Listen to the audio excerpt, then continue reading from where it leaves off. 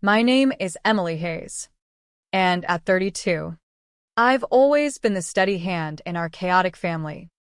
Growing up on the dusty plains of West Texas, where the sun beats down on endless horizons of cattle ranches and oil fields, I learned early that hard work was the only real currency. While my cousins chased rodeo dreams or partied in Austin, I hunkered down, got my nursing degree, and landed a job in the ER at Lubbock General Hospital. It's grueling, long shifts saving lives amid the oil boom's accidents and heart attacks, but it's mine. I save every penny, pay my bills on time, and drive a beat-up 2010 Ford pickup that's seen better days, but owes nothing to nobody. That scorching July afternoon, our family gathered at Grandma Ruth's sprawling ranch outside Lubbock, a tradition as old as the mesquite trees dotting the property. The Hayes Ranch had been in the family for generations, started by my great-grandpa, who struck oil back in the 30s. Now, at 81, Grandma Ruth ran it with the same tough grit she'd used to expand it into a working cattle operation after Grandpa passed. She was a legend in these parts, sharp as a tack, generous to a fault, but blind to family flaws sometimes. I showed up at dawn to help set up. As always, stringing lights across the barn, laying out picnic tables on the parched grass, firing up the smoker for brisket. The quiet before the storm felt good, the coyotes still howling in the distance, the first light painting the windmills gold. By noon, the place was buzzing. My folks claimed their spot under the old oak, Dad nursing his sweet tea and dodging small talk. My sister Clara had driven in from Dallas, all polished in her city lawyer outfit, already glued to her phone despite my eye rolls. Aunts swapped recipes by the corral, uncles argued over oil prices by the grill, and kids chased each other through the sagebrush. I hung back, refilling coolers and making sure the iced tea never ran dry. It's how I've always been, the reliable one. Invisible until something broke. My student loans from nursing school loomed like storm clouds. But I never complained. No point stirring the pot in a family where flash got the praise. I was nursing my lemonade, the tartness cutting through the heat, when Grandma clinked her glass against a fork. She stood at the head table in her starched denim shirt and turquoise bolo tie, commanding the yard like she did her ranch hands. Conversations trailed off as folks turned her way. "Family," she boomed, her voice carrying over the cicadas. "I've got news." My gut twisted. Grandma's announcements were like summer thunderstorms, sudden and messy. Last one? She sold off some grazing land and split the cash among her kids, sparking months of squabbles. "As y'all know, I value hard work and heart in this bunch," she went on. "One of my granddaughters has been busting her tail helping folks in need, but life's thrown her some curveballs with money woes." Eyes flicked my way, and I felt my face heat up. This couldn't be me. Grandma loved me, sure, but I was the quiet achiever, not the spotlight kid. Her birthday cards were sweet but generic. So, she raised her glass. "I'm proud to say I've cleared Emily's truck loan, $12,000. And that's real money out here." Polite whoops and claps erupted. I froze, lemonade sloshing in my grip. Truck loan? My Ford was paid in cash after scraping together savings from double shifts. It rattled over potholes and the AC gasped in the heat, but it was free and clear. "Grandma," I murmured, but a revving engine drowned me out. Head swiveled to the driveway where a shiny black Chevy Tahoe pulled up, kicking up dust. Out stepped my cousin Brooke, 27 and the family's golden girl. She was all fire and flair, wild where I was cautious, adored where I was just there.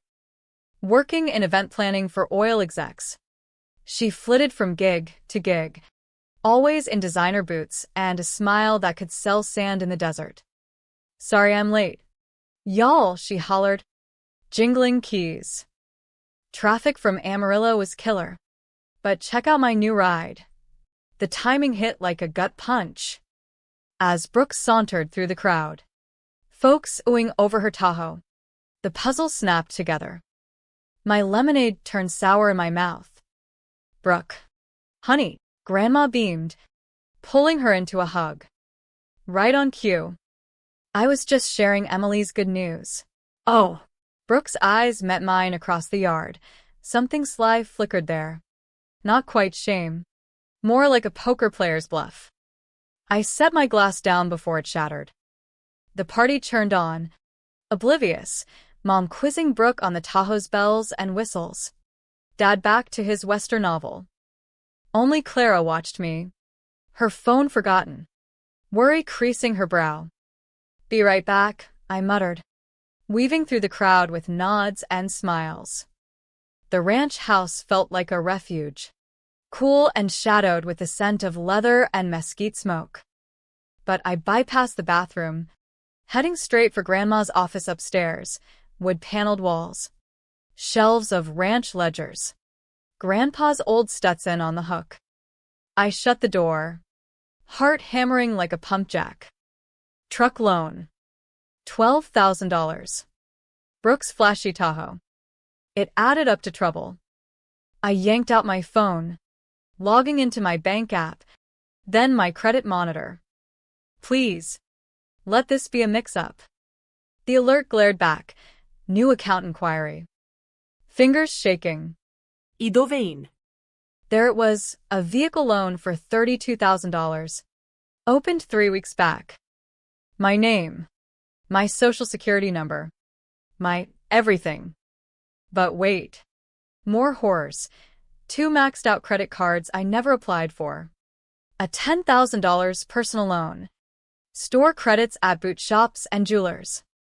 Total debt? Nearly $55,000.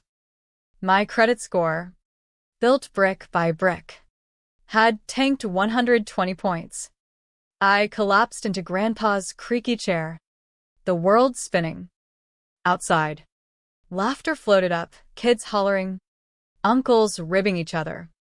Normal ranch life. But here, my future was crumbling like dry West Texas soil. A knock jolted me. "Emily, it's Clara. Open up." She slipped in, face stormy. "You look like hell." Spill. I showed her the screen. Her eyes narrowed. Dallas lawyer mode kicking in. "That bitch. How'd she get your info?" "Family," I said numbly. "Birthdays, records, easy pickings. We tell Grandma now," Clara growled. "Not yet."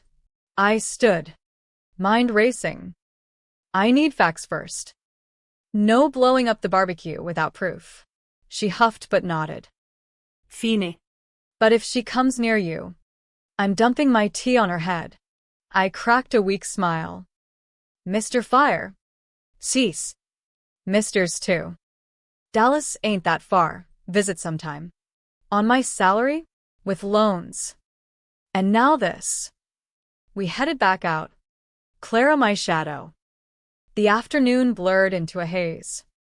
Relatives slapped my back for the windfall, and I forced grins while my brain stormed.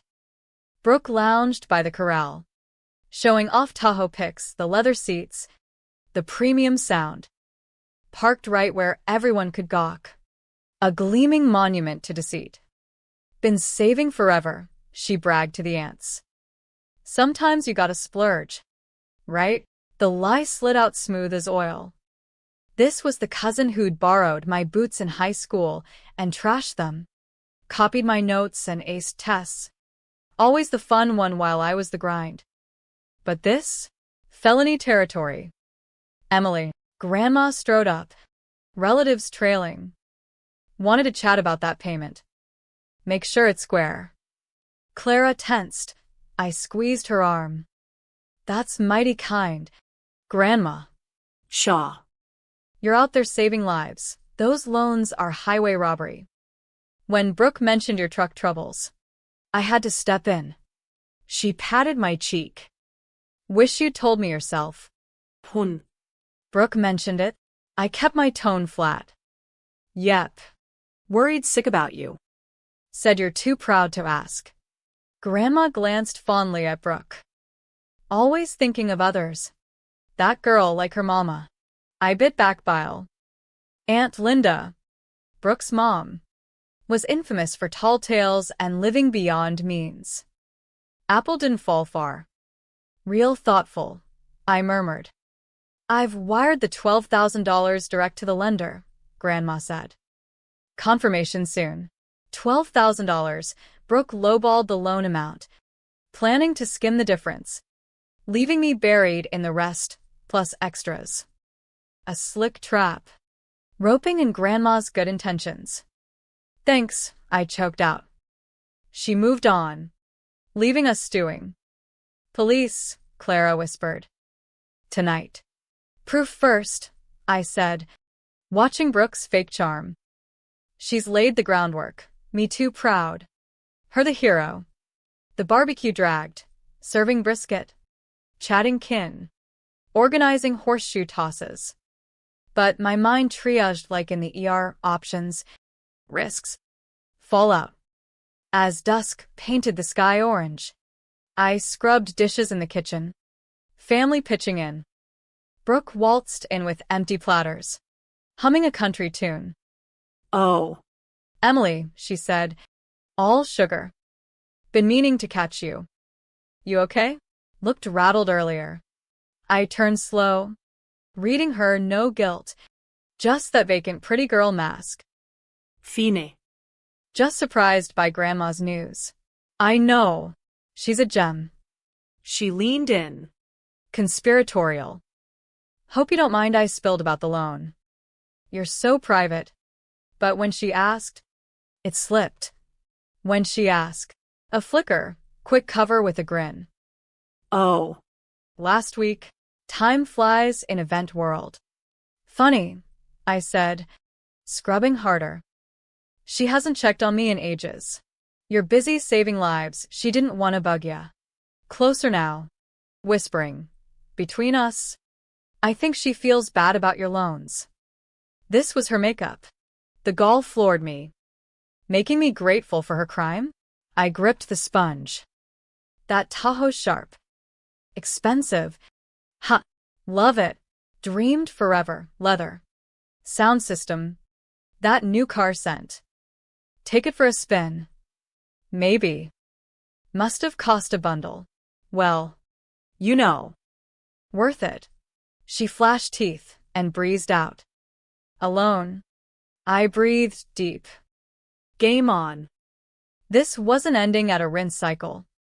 That night, back in my cramped Lubbock apartment, walls thin as paper, neighbors blasting country radio, I couldn't sleep. The ceiling fan whirred like my thoughts, chopping through the mess Brooke had made. Clara crashed on my couch, insisting on staying. We're not letting this slide, she'd said on the drive home. Her Dallas drawl sharp. First thing, I called the credit bureaus from my kitchen table. Coffee steaming. Froze my accounts. Disputed everything. The operator was sympathetic. Identity thefts rampant. Mum. Family's the worst. She walked me through affidavits. Police reports. Legally. I was clear, report the fraud. File with FTC. Let the chips fall. Clara paced. Legal pad in hand. We need evidence. How'd she get your essay? Probably from family papers. Remember that reunion where Aunt Linda helped with tax stuff? She nodded. We'll build a case. Emails, texts, anything tying her.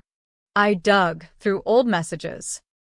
There, Brooke asking for my birth date for a surprise. Another. Borrowing my ID for a quick errand. Puzzle pieces. By morning, I'd contacted the lender. Account in your name. Emis.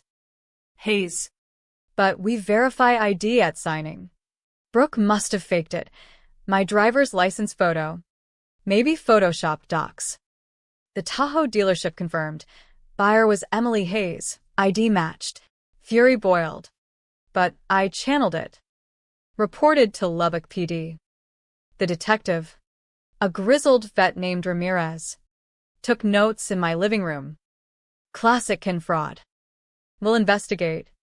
But family cases get messy. Messy how? Denials. Tears. But with your credit hit, it's felony theft. Clara jumped in. She's a lawyer. I'll rep her pro bono. He nodded.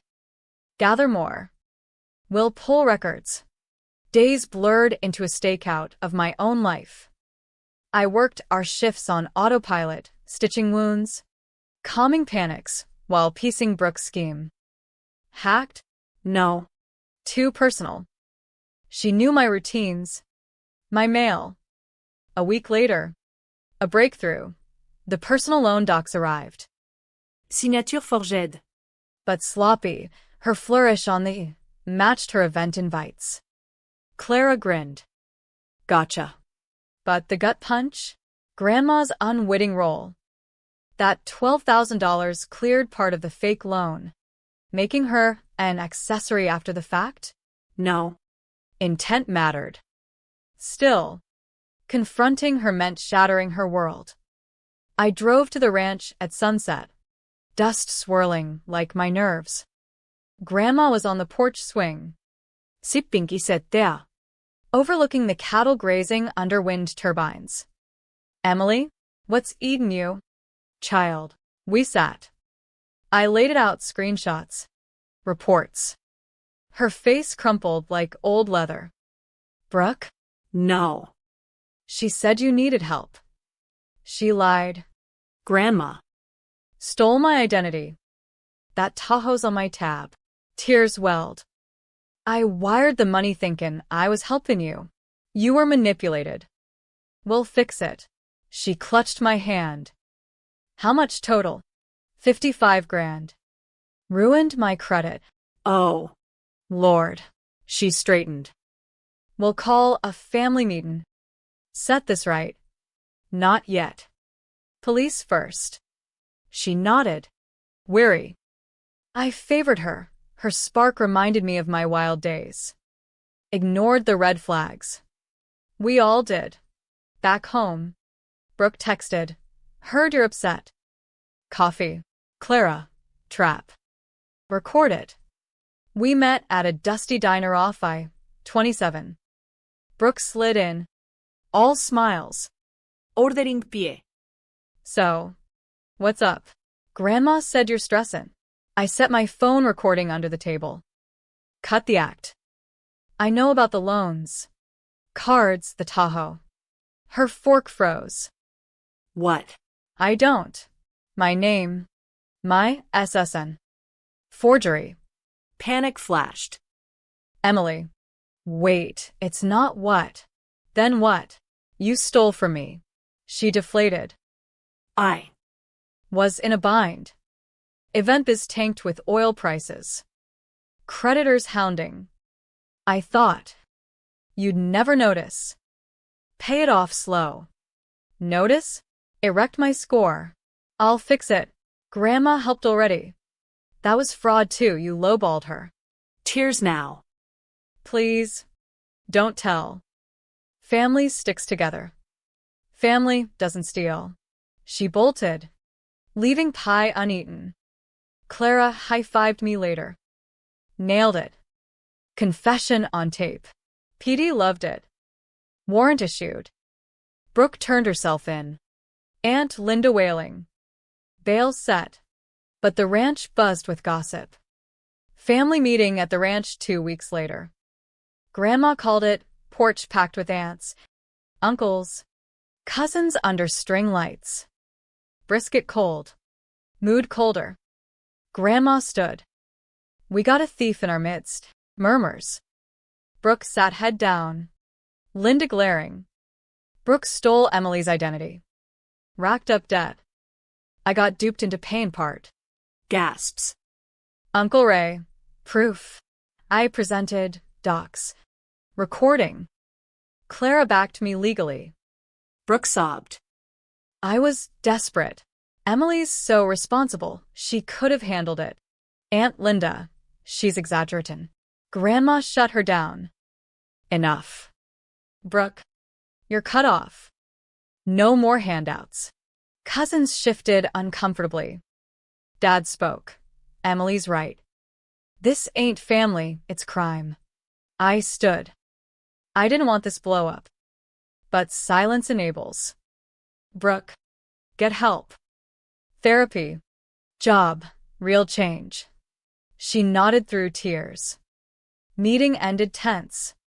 Some sided with Brooke. Just a mistake. Others hugged me. Driving home, Clara said, "You did good. Boundaries matter." Weeks passed. Credit bureaus cleared most debt, fraud proven. Score climbing. Brooke faced charges. Plea deal, probation. Restitution plan.